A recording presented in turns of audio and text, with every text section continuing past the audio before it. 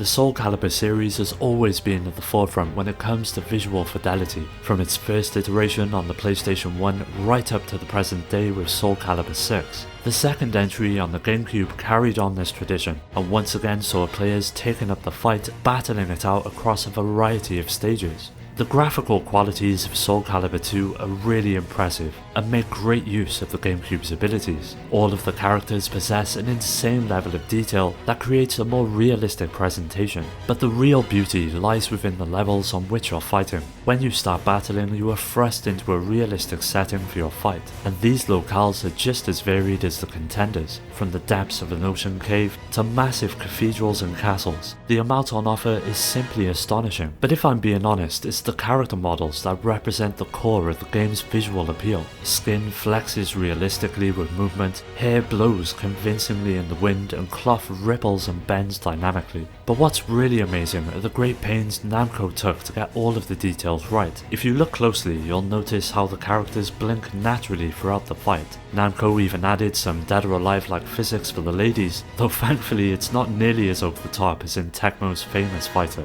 If you're looking for one of the most graphically impressive games on the Gamecube, Soul Calibur 2 has got it all.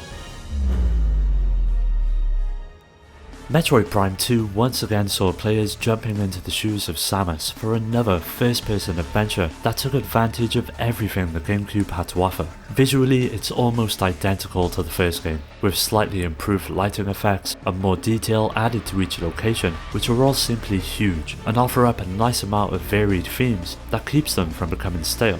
From the dark and industrial interiors to the fascinating landscapes of the alien environment, you'll always be running into something new. One aspect that really shines though is the combat. The intensity of each encounter is brought to life thanks to the array of effects on offer. Each shot has a real weight, and every movement has a realistic quality that really helps draw the player into the action. Add to this some incredible character designs, huge bosses, and superb little details like rain and sand falling on your visor, and you've got one great looking game. Also, like the first entry, the game keeps running at a constant 60 frames per second and hardly ever dips when the action ramps up, which is just a huge testament to the talent over at Retro Studios. It's simply one of the best looking games you're ever going to find on the Gamecube. Killer 7 is a highly unique adventure directed by the one and only Suda51. He's often known for his outlandish creations, and Killer 7 is no exception. Now, it received a pretty mixed reaction upon its release, mainly due to the rather strange control setup, but there is no denying how well the game is presented. Cell shading is a graphical style that you either hate or love. As proven by The Legend of Zelda: The Wind Waker, many players out there are willing to completely pass up an excellent game just because they don't like the visuals. Sadly, those people don't know what they're missing. The visuals in Killer 7 have a unique style that set them apart from the rest. The look and feel of the game is a cross between film noir as well as modern anime. Though the adventure doesn't consist of environments that you can freely roam, each area you visit is still polished to the highest point, with a huge amount of them to encounter throughout each mission. Special effects litter the action and fill the screen as you take on enemies to an impressive degree. As for the cutscenes, they are split up into two different types. Most of them in the game are done using the in-game engine, but every once in a while an actual animated cutscene will show. These cutscenes are done by top-notch anime directors from Japan and do not fail to impress. So if you're not a fan of cell shading or anime, there's a good chance you won't like the direction they took with Killer 7. However, if you love film noir, anime and cell shading, then there's a good chance your eyes will not be disappointed. Resident Evil Remake offered players a chance to go back to where it all began, but this time with a fresh lick of paint. Handled by Shinji Mikami himself, the Gamecube allowed him to get closer to his original vision of the game. And although it still possessed the pre-rendered backgrounds and fixed camera angles of old, it really did improve on every aspect the original offered. But the real addition to the game was the graphical overhaul. While Capcom added and deleted some gameplay elements, the core remained unchanged. It's the visuals that elevated the remake to one of the best experiences you could have on the Gamecube.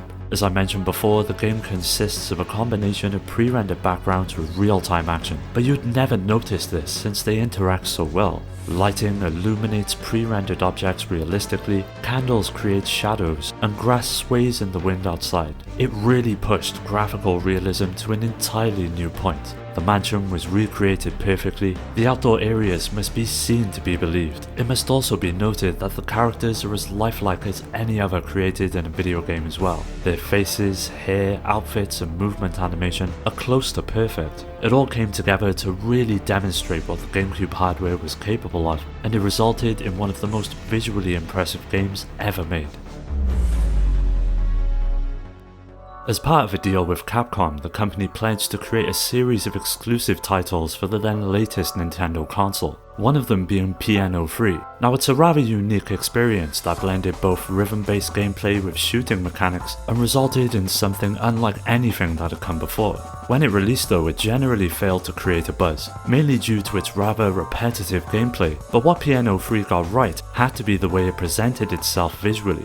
It saw you filling the role of a lady known as Vanessa as you set out to investigate a series of robots that had gone berserk. As a way to combat the threat, Vanessa wore something known as the Aegis suit, which allowed her to shoot energy beams from her palms and to perform powerful attacks known as energy drives. These abilities are one of the most impressive aspects of the visual experience. The variety of effects that emanate from them light up the screen in style, resulting in the combat becoming a real spectacle throughout the adventure. The clean and clinical surroundings created a somewhat foreboding atmosphere as you made your way through the deserted laboratories, with the wide open plains offering a nice change of pace to the corridors and interiors you often found yourself dwelling in. Now it's nowhere near a perfect game by any means, but if you're on the lookout for one of the best looking games on the GameCube, Piano 3 definitely fits the bill.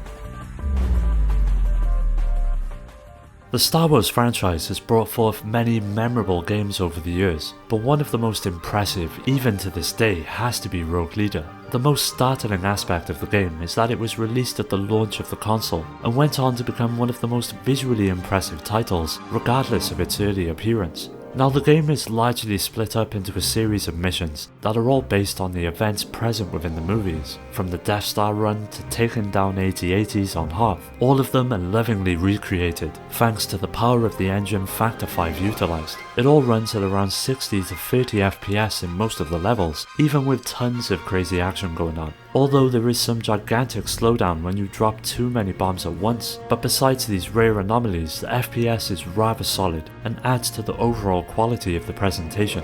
All of the various crafts are extremely high polygon models, with each one painfully detailed and adorned with all kinds of shadow and reflection techniques. Huge backdrops with gigantic animated planets and solar systems with lush high resolution textures and incredibly detailed worlds make up what is honestly one of the best Star Wars games ever made. If you're a fan of the franchise and have yet to try this one out, you owe it to yourself to do so. After the huge success of Super Mario 64, many players were keen to see where the lovable mascot would go next. What we ended up getting was something that nobody expected, an adventure built around something known as the Flood device. It allowed Mario to harness the power of water, and saw him taking to the island of Delfino to once again save Peach from the clutches of Bowser. Now the visuals in the game are truly some of the most impressive on the GameCube. The entire game is bathed in a wide array of tropical colours, and helps give it an identity all of its own. The bright colours help accent the lush textures that are used to coat each and every little detail. Things such as the puddles left by water after using the flood and the refined textures on the many structures throughout the island add quite a lot to the overall look of the game. In my opinion, the visuals maintain the less is more philosophy that has been prevalent since the inception of the series. Although it's to a lesser extent in this game, the franchise has never really relied on little graphical tricks to look impressive. They have always focused on the principal graphic elements, and I believe it's this philosophy that has enabled the Mario games to always look good no matter how much they age. And Super Mario Sunshine is a prime example. Even booting it up today on the GameCube is just as impressive as it was back then. There's no denying that Super Mario Sunshine is still one of the best on the system. Resident Evil 4 was another game to come out the exclusive deal between Nintendo and Capcom. As you can imagine, many people weren't too happy to learn that the latest installment would be exclusive to the often perceived family-friendly console. But upon its release, it not only took the Resident Evil series in a new direction, but largely popularized a now saturated genre, the third-person shooter. Leaving behind the pre-rendered backgrounds of the series past, each environment was presented in real time, and although it lost some of the charm the franchise was known for in the process, there's no denying that the staple atmosphere remains, and results in one of the most horrifying games on the Gamecube. Now, Resident Evil 4 had some of, if not the best visuals of the generation, and it all comes down to the smallest of details that the developers paid attention to, from blood splattering when a head explodes, to rocks smashing and the paint peeling off the castle walls. It's quite easy to tell that the developers wanted the game to be perfect, and they utilised every trick in the book that the GameCube could offer. One of the most incredible aspects has to be the lighting though. Shadows are cast in real time, which results in them playing a huge part in the game. They get bigger or smaller depending on the light source's location, and add a real sense of dread as you creep your way around each location. But Capcom also did an excellent job in another department, and that's the characters themselves. From the main cast to the variety of enemies you encounter, they all receive the same level of attention, and it really pays off. Their clothing, and especially their hair, reacted to your movements and added to the level of realism they were trying to achieve.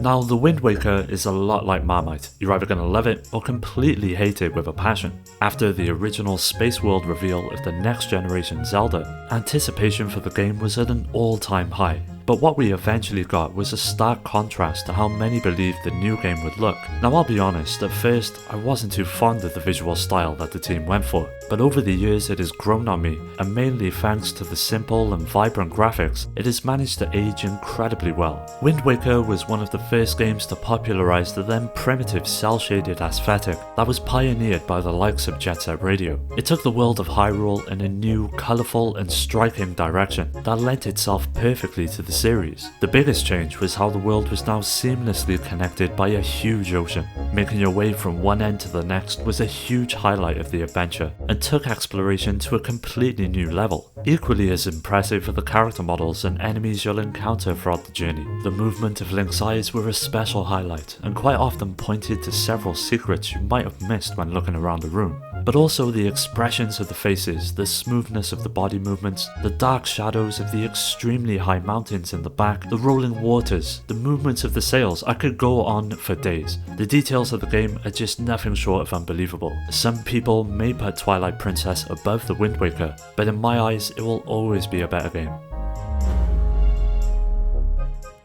Starting out life way back in the 90s on the Super Nintendo, the F-Zero series introduced players to Nintendo's take on the futuristic racer, and managed to captivate many players with its tight and fast gameplay as well as its presentation.